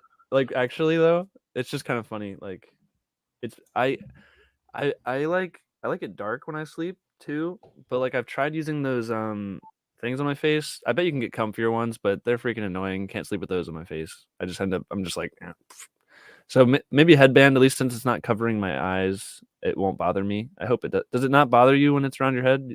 The pressure of it? I'm used to it. All right. Yeah, I'll definitely look into that. And maybe I'll do an at-home sleep apnea test. Who knows? I was about to say, my next Hex Flex is a CPAP machine. So, oh boy, the joys of getting older. Dude, but seriously, that can change your life for real. Like, imagine you just feel better literally every day forever now. Like, that actually does sound amazing. So huge I actually advantage. am going to look into getting one. Yeah, or get tested at least. Yeah. Yeah, that's pretty cool. All right. Well, are we going to show our channels or something? Please. All right, Feeder. What's your channel? So just David Feeder on YouTube and Twitter, and at David Feeder YouTube on Telegram. So you know where to find me. Just David Feeder. Word. All right. I have a YouTube channel and Twitter. I have like Instagram, but don't use that. So it's at K4K Crypto on Twitter and K4K Crypto on YouTube. If you like tutorials and stuff and figuring out PulseX and testnet stuff, I've been doing lots of videos on that. Getting a lot of good feedback. I have like too many comments to go through on every video. I tried just like for like an hour going through and checking every comment. I'm like, I'm not even halfway done, dude. Because I released too many videos in the last couple of days. Like it's more load than I'm used to. Yeah, you're better off making more new content than answering comments all day. Yeah, but I do try to get to everything, and I do answer some. Like I don't just only heart them. I actually answer some that are like people are like, oh, if I trade my balances on testnet, does it affect my mainnet balances? I get that question a lot, so maybe I'll like throw that in another video just so people don't ask that anymore. They know, because I mean that's a good, if I was brand new, I'd probably think that like, oh, we got our testnet balances. This is what we can do around before mainnet. Maybe that if I trade it for stuff, that's what I get on mainnet. But that is not the case. Not the case. Everything on testnet is completely test. Like it's going to be a full reset. Come mainnet, you're going to have your starting balances at the same amount that you're supposed to have. So just going to throw that into this video in case anybody sees that and get less questions on my videos. There you go. Anyway, go ahead, Maddie. Awesome. Hit the like and subscribe button. Thanks to everybody. We had, this channel gets a lot of like super hex millionaire people watching it and super experts on everything. And so it's really awesome to see the numbers continue to grow, even though we're still staying so technical with everything. It's, I think 5,500 watched on YouTube, 1,500 on Twitter. So shout out to everybody out there, unless you're a central banker, and then get out. You're right. Oh man. So, all right. Thanks guys. See you next week. Signing then. off for now. See you next week. Yep. Bye, everybody. Oh, let's do a crazy like thumbnail. We gotta like pose. Ready? Pose. Go.